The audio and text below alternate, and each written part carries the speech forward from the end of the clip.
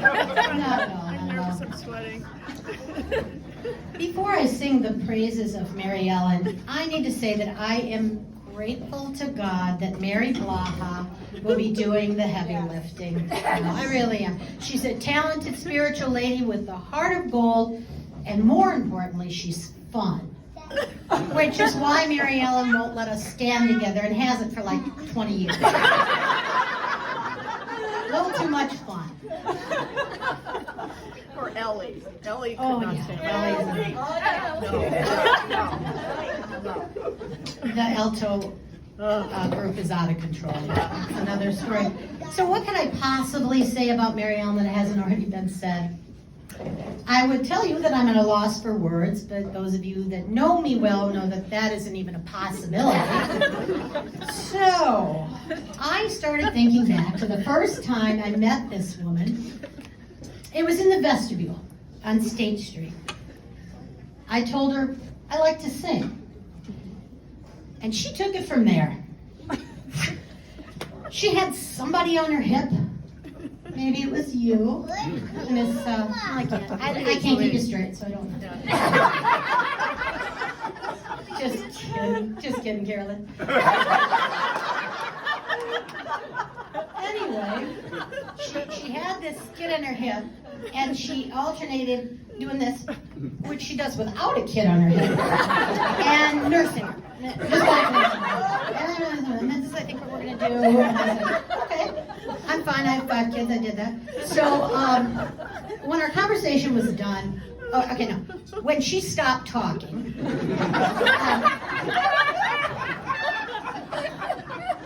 I stood outside before I went to my car like this.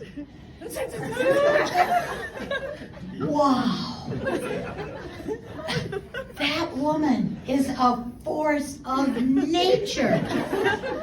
And boy, I was not wrong.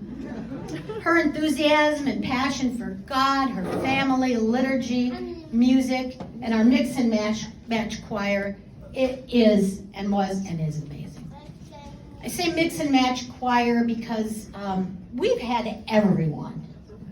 Old people, very old people, young people, children, professionals, moms, dads, music majors, instrumentalists, several people that couldn't carry a tune in a basket, and a whole bunch of people that didn't read music. We had something else though going. I want to point out that we had this group, and if any of us couldn't make it or didn't show up, this group, the name of this group was the Matt, Carolyn, Madeline, or Louise Can Do It Quartet.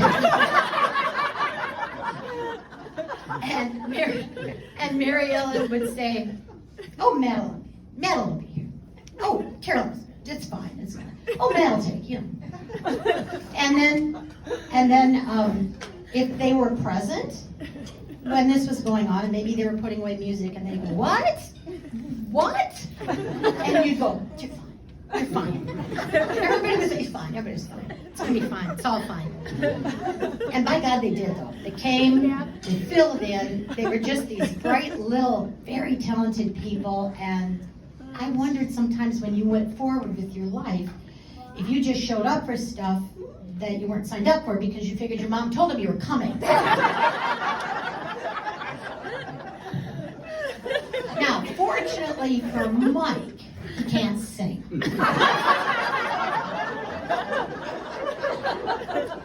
Mary Ellen instilled confidence with words like this weird grin she does. Yeah. My hair doesn't bounce like hers. And she said, Peg, you got this. You got this. And I wasn't sure if she was serious or really hopeful.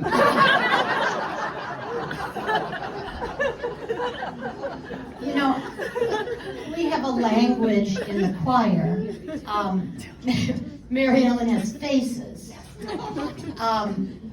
And we usually know what they mean. And when she gives directions, I have ADHD. You probably couldn't tell. But I have a little problem with sequencing and things like that. And Mary Ellen would say, okay, we're going to, and I would just start to drift. I'd think, I wonder what you're going to have for dinner tonight. The kids have a game, I don't know what. And then I'd look at Sheila. Sheila is my ADHD coach when it comes to church. And Sheila would just make it simple. She'd say, we're going to take the second ending first. Okay, I understand that. I don't know what you were talking about. But Mary Ellen thought you could read her lips at any given time. And it was so frightening. And she was, just look at me. Just look at me. Look at me. And so I'd look over and she'd go. And I'd go, she'd say, do that again, another verse. We're stopping. And then I'd look at Sheila and she'd say, one more verse. And she thought she was bringing us in. But so much of what you did was to say, and she's saying, I'll join you for lunch, or does she mean do it again? So it was very frightening. But the best part about that was that Mary Ellen could improvise because she was so talented. So when I made up words, which you know has happened, she'd say, oh, the congregation doesn't know. I'm like, I think they do. I just said Satan. That actually happened. A young man, this is true, a student, Adam, very pious young man, very pious, and was always praying. We were singing, and he was behind me, and for some reason he said Satan instead of Jesus at some point during Good Friday, and I thought he was going to pass out. He went, it's okay.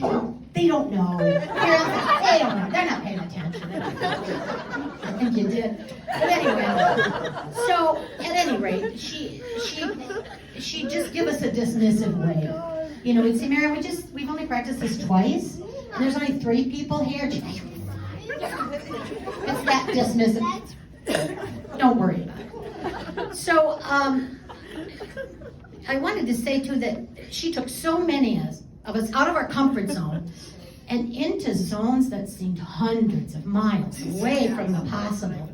But we reached, and we stretched, and we stretched some more.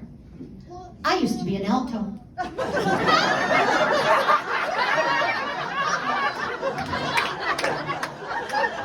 A very comfortable alto.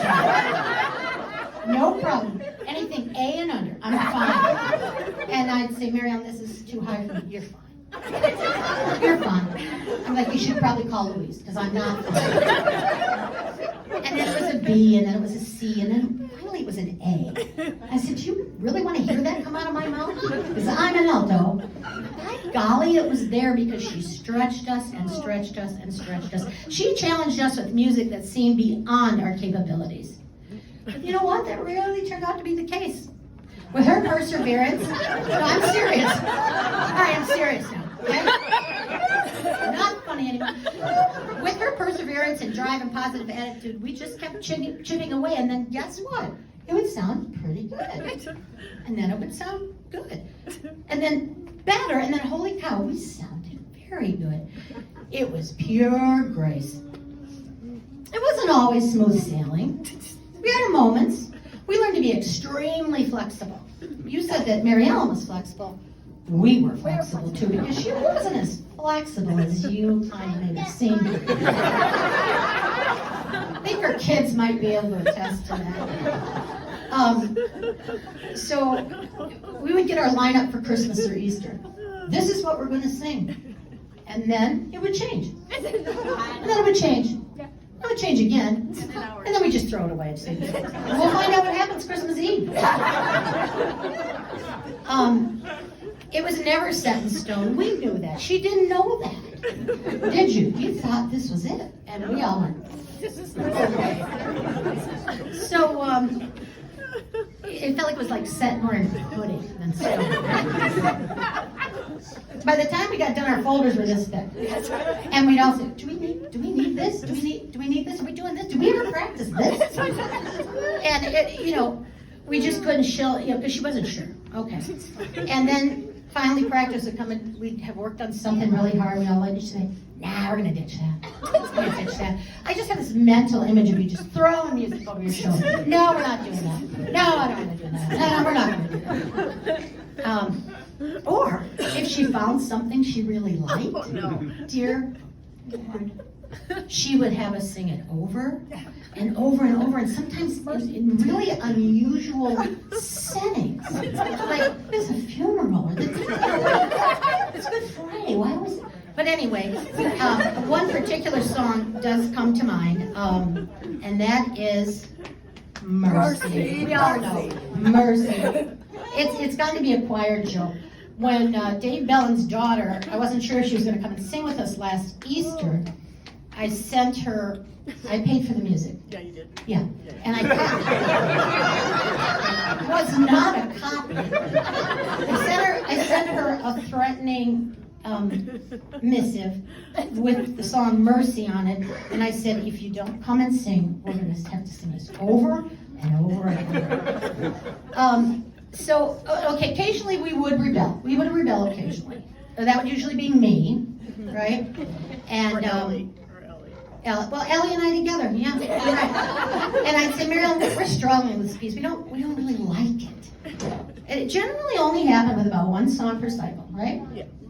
And then everybody go, yeah, no, we don't like it. Like, it wouldn't be in English. Then we'd have 5 key changes, really odd movements and timing. And she'd say, well, let's try it one more time. And we'd say, can't we just do the one you threw out last week at practice? And it would sound good.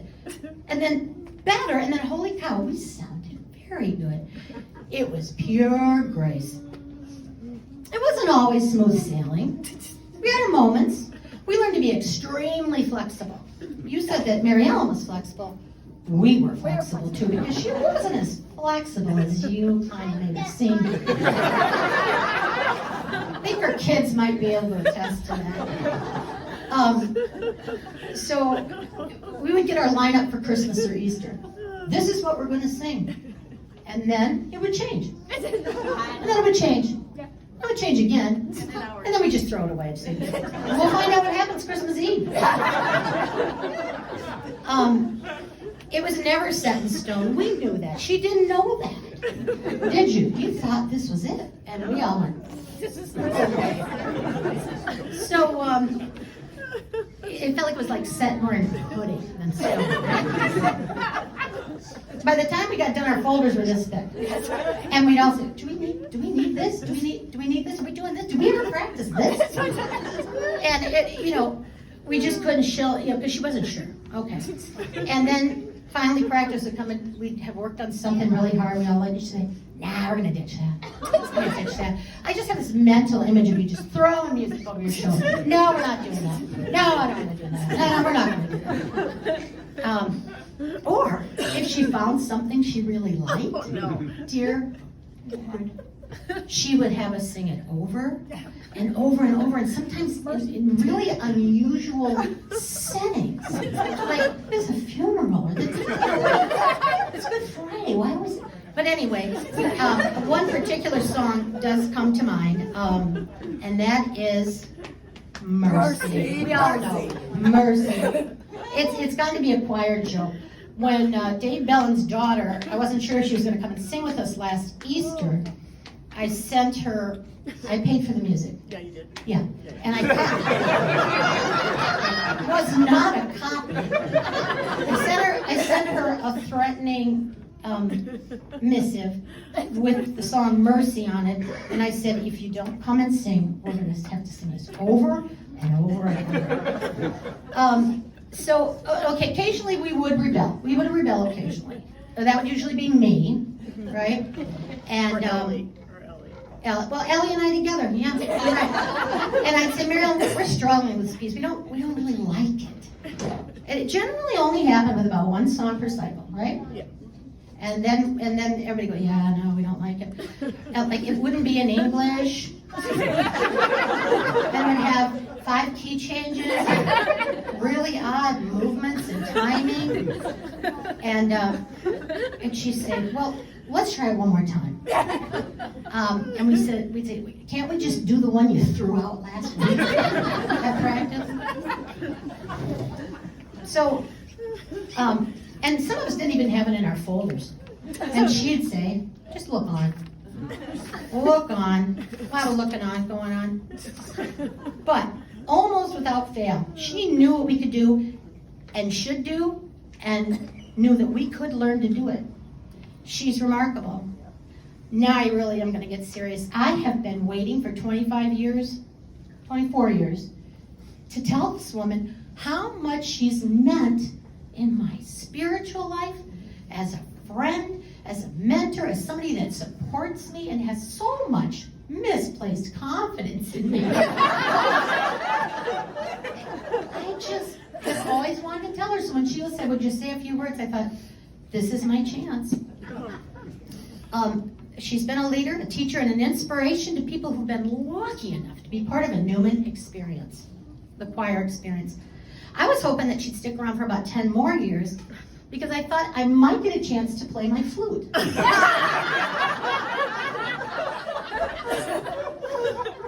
She used to promise that I could play my flute, and she'd play hers. I brought it once. I actually brought my flute, and she just totally ignored me. And then at the end of it, she said, oh, you brought your flute. We planned that for a month. So I got married, I'm really good at it. I went to state every year. And I played Flight of the Bumblebee until Sarah Colbar jammed my finger in back. I would have nailed that. So I want to say, though, that Mary Ellen not only directed the music, but she turned it into worship.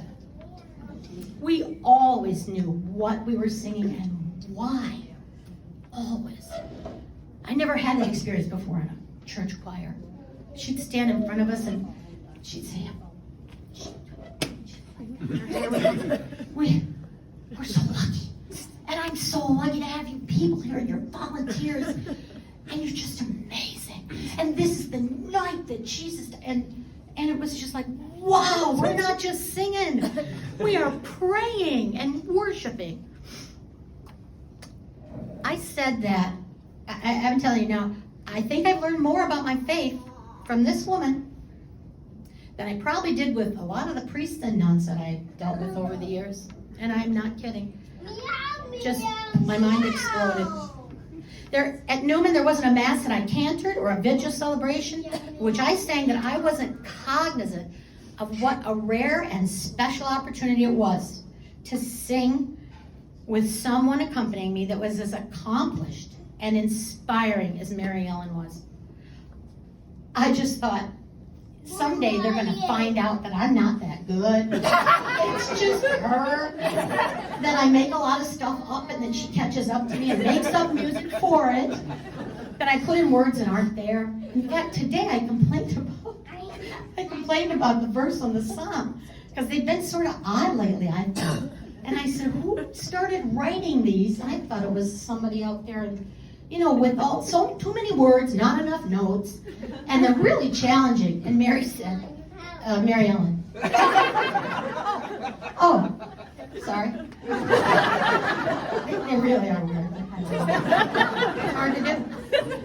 Anyway, I feel like the luckiest cantor in the world. I waited for this time to come. I dreaded for this time to come. And it breaks my heart. It's breaking my heart that you are not going to be here. I love Mary. And God bless her. I will support her 100%. But I wish that you two could have just kept working, together. Yeah, you will by December. But you have been the constant for 25 years. The church has gone up and down and through all kinds of stuff. You all know what I'm talking about. Things changed and changed and changed and changed, and now they're changing in an even bigger way. But this woman right here was the one that said to all the new priests, you have to do the announcements. And they, okay. Because they were young, but she knew it needed to be done. And she was the one that just got us through all this stuff. The pandemic, I mean, I stood in my bedroom and Mary stood in her bedroom and we said, so crazy. My dog was barking. Nobody had music. It was a cappella. And we had to learn to use technology. So anybody over 50 was going, I don't know how to do this on a computer. Can I just come in and say, no, it's a pandemic.